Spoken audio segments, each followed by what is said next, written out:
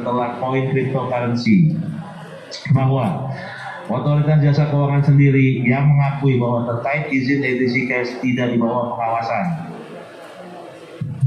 bahwa yang diperjualbelikan oleh mitra komunitas edisi cash itu sendiri bukan merupakan uang kripto, karena koin yang diperjualbelikan itu di komunitas edisi cash tidak bisa diperjualbelikan di luar komunitas itu sendiri, bahwa sistem edisi cash dijalankan dengan cara menambang atau mining koin yang bisa dibeli dari exchanger dan server edisi cash dengan harga beli sebesar Rp20.000, bahwa untuk penjualan koinnya dihargai sebesar Rp15.000 koin tanpa ada level.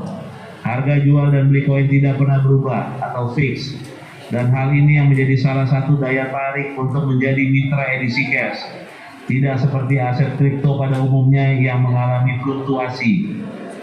Terdakwa menetapkan harga jual dan beli koin secara tetap atau fixed rate, dan pemberian keuntungan sebesar 0,5% per hari atau 15% per bulan dari jumlah saldo dengan tujuan untuk menarik para mitra edisi cash berinvestasi dengan melakukan top up.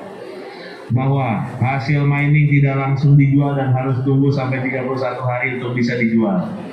Bagi setiap member edisi cash yang akan melakukan mining harus membayar sewa cloud sebesar Rp300.000 yang dibayarkan ke rekening atas nama PT Crypto Prima Sejahtera. Bahwa terdakwa menetapkan persyaratan bagi setiap orang yang akan menjadi mitra edisi cash, yaitu kewajiban untuk membayar sebesar 5 juta dengan perincian sebagai berikut. 4 juta rupiah yang telah dikonversikan menjadi koin edisi cash sebanyak 200 koin, Rp300.000 untuk membayar sewa cloud 1 bulan ke depan, Rp700.000 untuk dikonversi menjadi koin sebanyak 35 koin sebagai bonus referral bagi sponsor atau upline yang diberikan secara sistem edisi cash.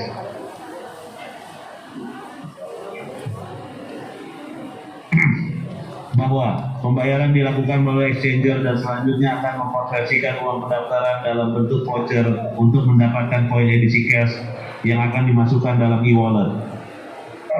Bahwa selain pembayaran kepada exchanger, mitra edisi cash dapat melakukan pembayaran langsung ke mitra edisi cash lain menjadi voucher bagi mitra edisi cash yang baru. Bahwa program terkait aplikasi edisi cash sendiri sudah memiliki sertifikat dari HAKI dan izin dari Kemenkominfo.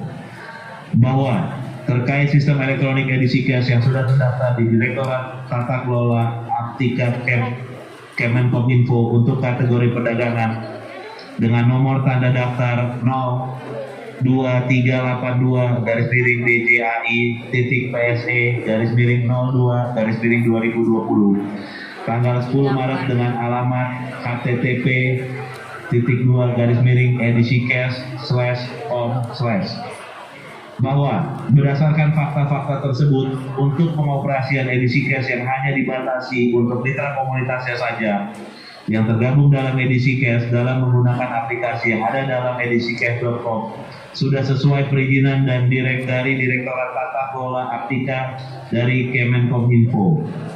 3. Unsur pasal 55 ayat 1 Kitab Undang-Undang Hukum Pidana mengenai pasal penyertaan. Pasal 55 ayat 1 KUHP menetapkan ada 3 kategori pelaku tindak pidana, yaitu yang melakukan, menyuruh melakukan, dan turut melakukan perbuatan.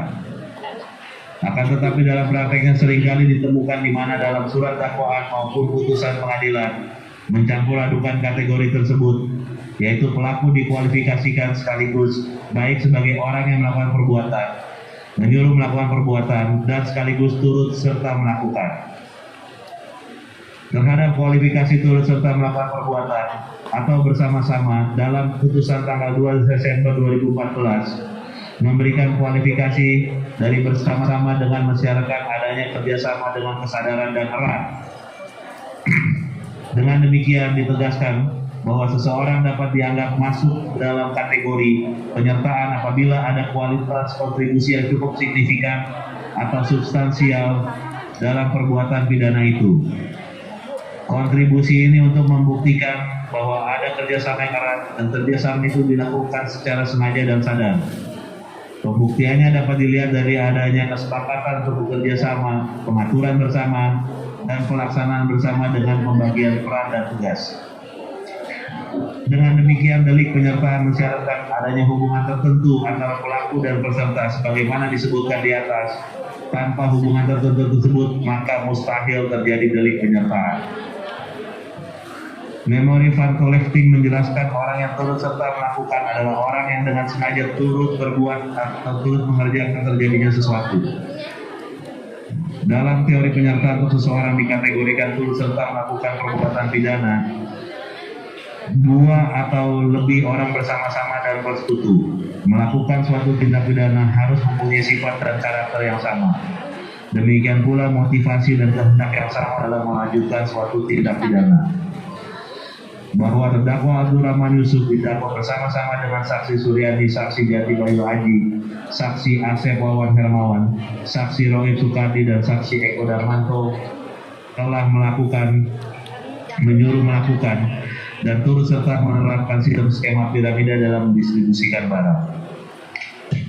Bahwa Abdul Rahman Yusuf, Suryani, Jati Bayu Haji, Asep Wawan Hermawan, M. Rohib Sukardi, dan Eko Darmanto adalah anggota dari komunitas edisi Cash, di mana masing-masing anggota mempunyai kepentingan sendiri, dan demikian tidak ada perbuatan yang secara sadar merupakan sengaja melakukan kerjasama antara Abdul Rahman Yusuf, Suryani, Jati Bayu Haji, Asep Wawan Hermawan, M. Rohib Sukardi, dan Eko Darmanto.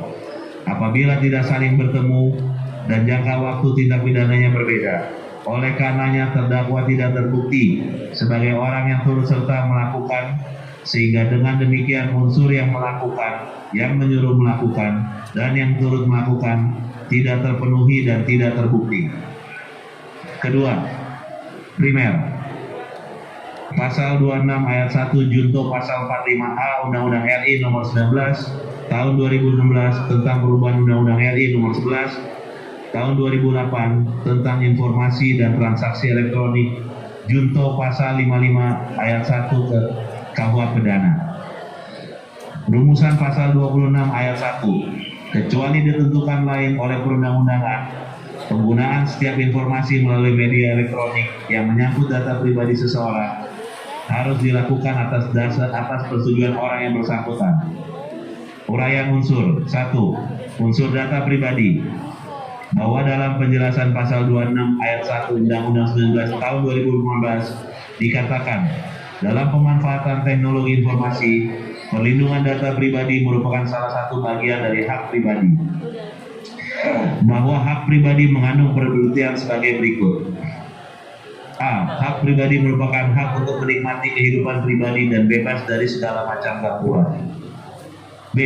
Hak pribadi merupakan hak untuk dapat berkomunikasi dengan orang lain tanpa tindakan memata-matai. C. Hak pribadi merupakan hak untuk mengawasi akses informasi tentang kehidupan pribadi dan data seseorang. Bahwa jika terjadi penggunaan data pribadi seseorang tanpa izin dari orang yang bersangkutan, maka orang yang dilanggar haknya itu dapat mengajukan gugatan atas kerugian yang ditimbulkan. Pasal 26 ayat 2 Undang-Undang nomor 19 tahun 2016. Bahwa data pribadi sebagaimana terdapat dalam pasal 1 angka 29 Peraturan Pemerintah nomor 71 tahun 2019 tentang penyelenggaraan sistem dan transaksi elektronik adalah setiap data tentang seseorang, baik yang teridentifikasi dan atau dapat diidentifikasi secara tersendiri atau dikombinasi dengan informasi lainnya, baik secara langsung maupun tidak langsung melalui sistem elektronik dan atau non-elektronik. Rumusan pasal 45A. Setiap orang yang dengan sengaja dan tanpa hak menyebarkan berita bohong dan menyesatkan yang mengakibatkan kerugian konsumen dalam transaksi elektronik sebagaimana dimaksud dalam pasal 28 ayat 1 dipidana dengan pidana penjara paling lama 6 tahun dan denda paling banyak 1 miliar rupiah. 2. Ayat 2. Setiap orang yang dengan sengaja dan tanpa hak menyebarkan informasi yang ditujukan untuk menimbulkan rasa kebencian atau permusuhan individu atau kelompok masyarakat tertentu berdasarkan ras, atas suku, agama, ras dan antar golongan sebagaimana dimaksud dalam pasal 28 ayat 2 dipidana dengan pidana penjara paling lama 6 tahun tahun atau denda paling banyak 1 miliar rupiah. Bahwa kedua pasal tersebut adalah saling bertolak belakang, di mana dalam pasal 26 yang disebarkan adalah data pribadi yang mengandung pengertian hak pribadi yang bebas dari segala macam gangguan dan dapat berkomunikasi tanpa diketahui pihak serta mengakses informasi terkait kehidupan pribadi dan data seseorang.